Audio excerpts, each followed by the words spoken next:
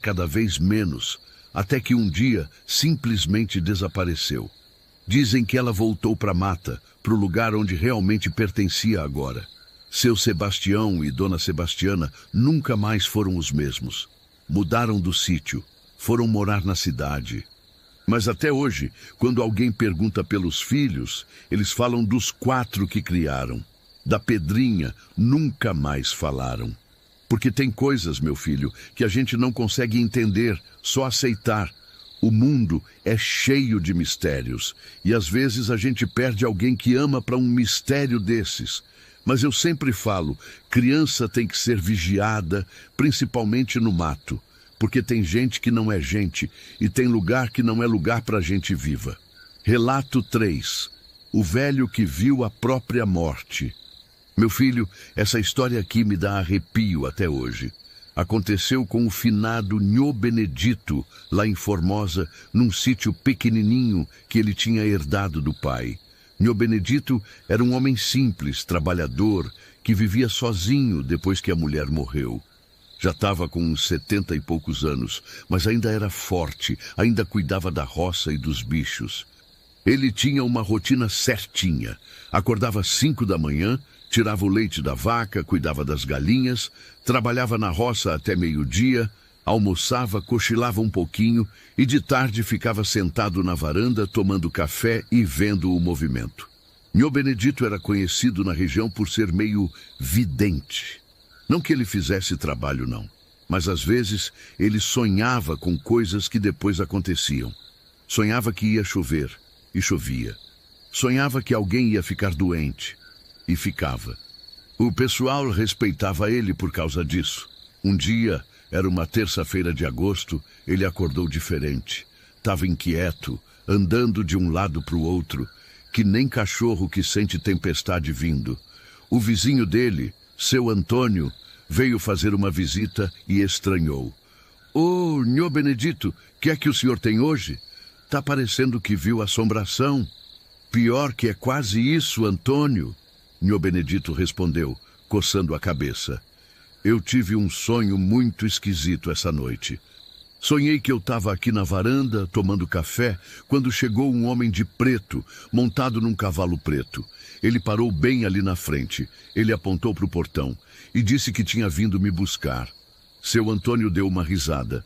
Ô, Nhô Benedito, o senhor está ficando impressionado à toa. Sonho é sonho, vida é vida. Não, Antônio. Esse sonho foi diferente. Parecia real demais. Eu senti o cheiro do cavalo, ouvi o barulho da sela, vi o rosto do homem. E sabe o que mais me assombrou? Eu não tive medo. Parecia que eu já estava esperando ele. Seu Antônio ficou meio sem jeito. Conhecia Nhô Benedito há anos. Sabia que quando ele sonhava com alguma coisa, geralmente acontecia.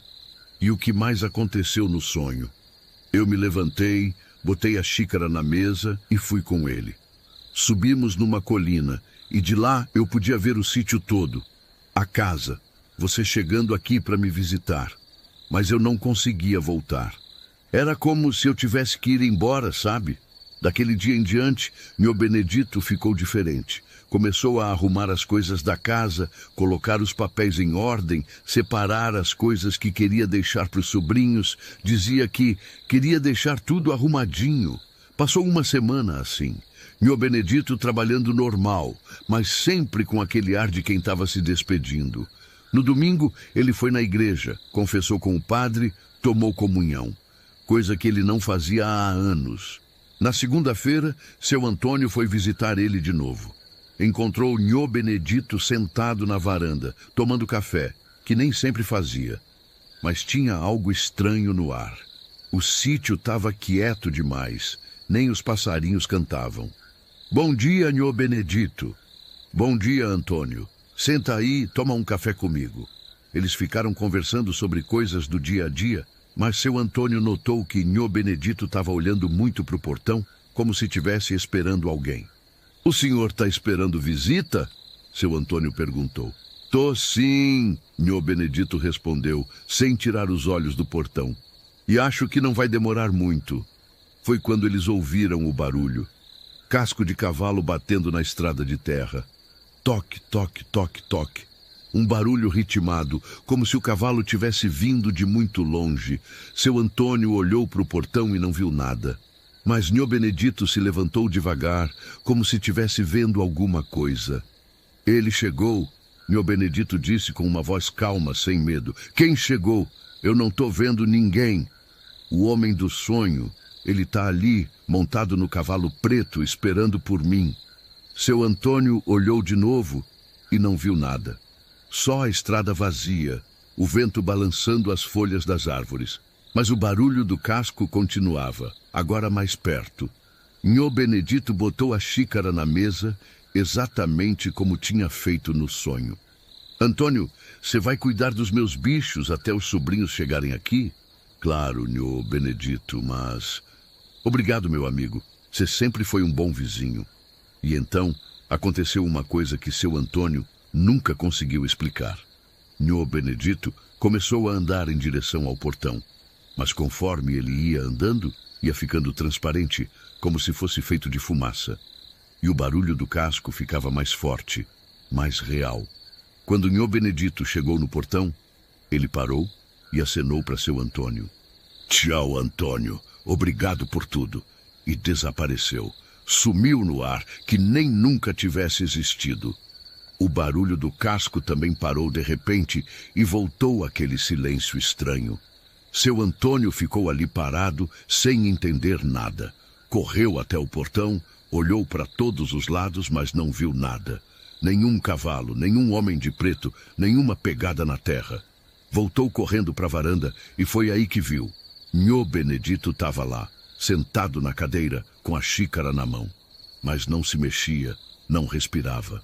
Tinha morrido ali mesmo, tomando café, olhando para o portão.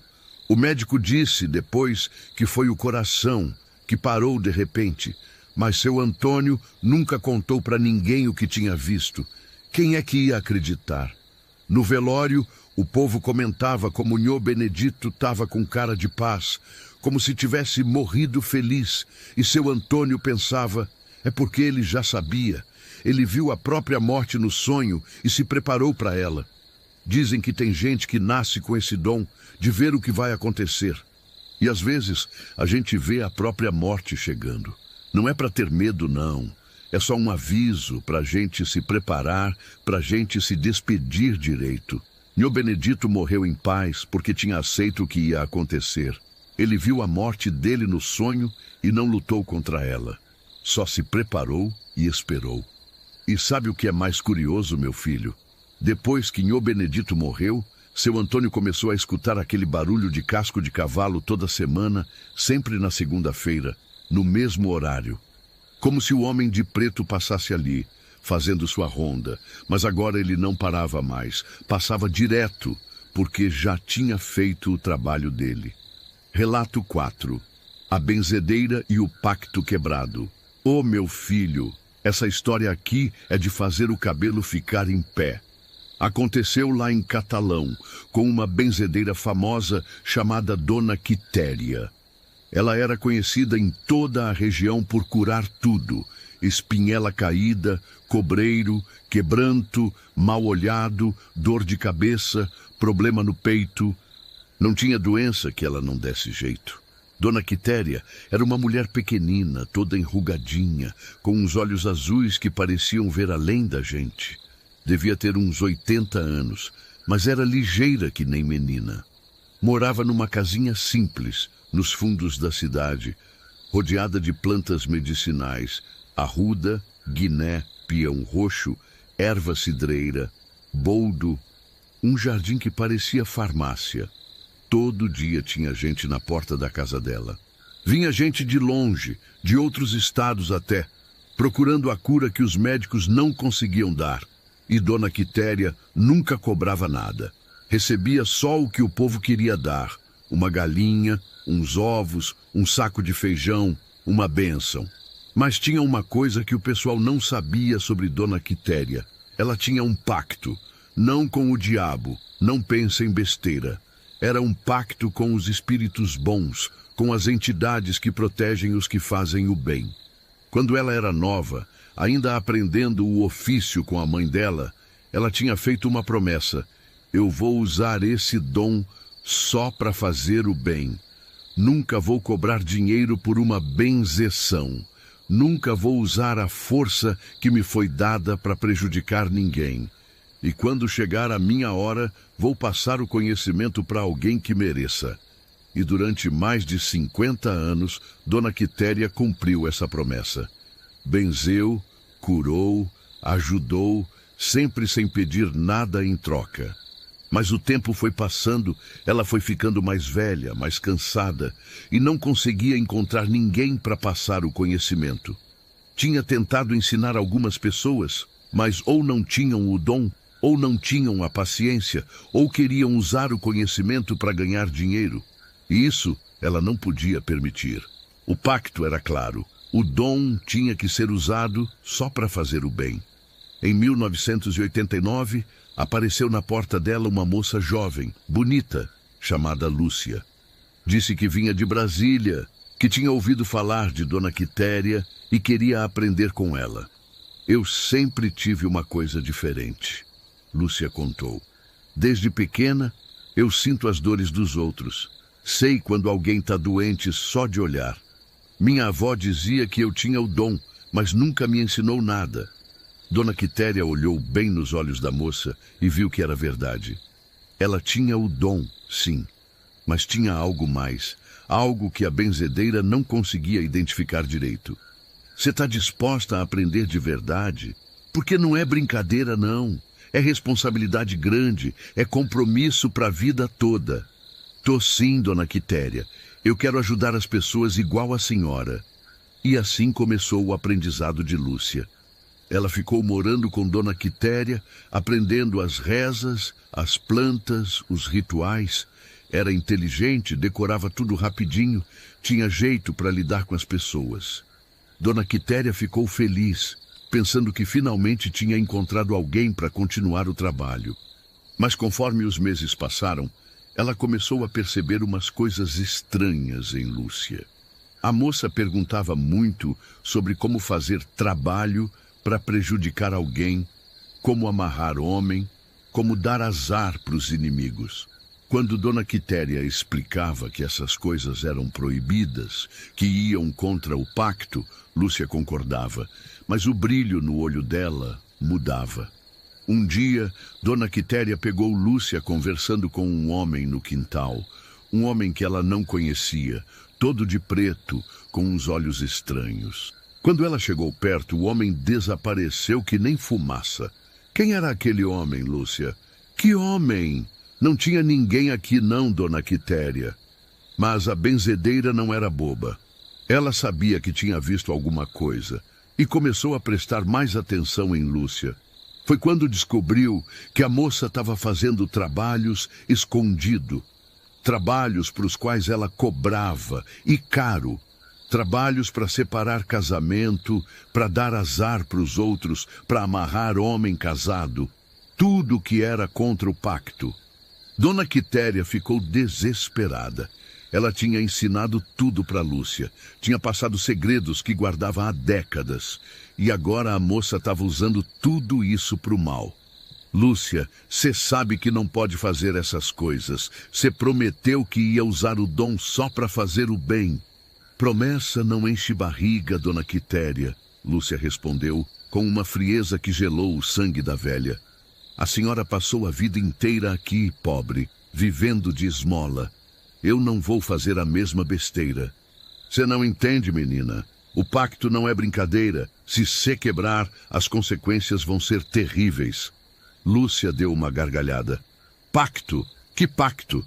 Isso é coisa da sua cabeça, velha. Não existe pacto nenhum. O que existe é conhecimento, poder, e eu vou usar da maneira que eu quiser. Naquela mesma noite, Lúcia sumiu. Levou todos os livros de Dona Quitéria, todas as ervas raras, todas as ferramentas sagradas. Deixou só um bilhete. Obrigada pelos ensinamentos. Agora vou fazer minha própria vida. Dona Quitéria chorou como nunca tinha chorado, não pela perda das coisas materiais, mas porque sabia o que ia acontecer. O pacto tinha sido quebrado. Ela tinha passado o conhecimento sagrado para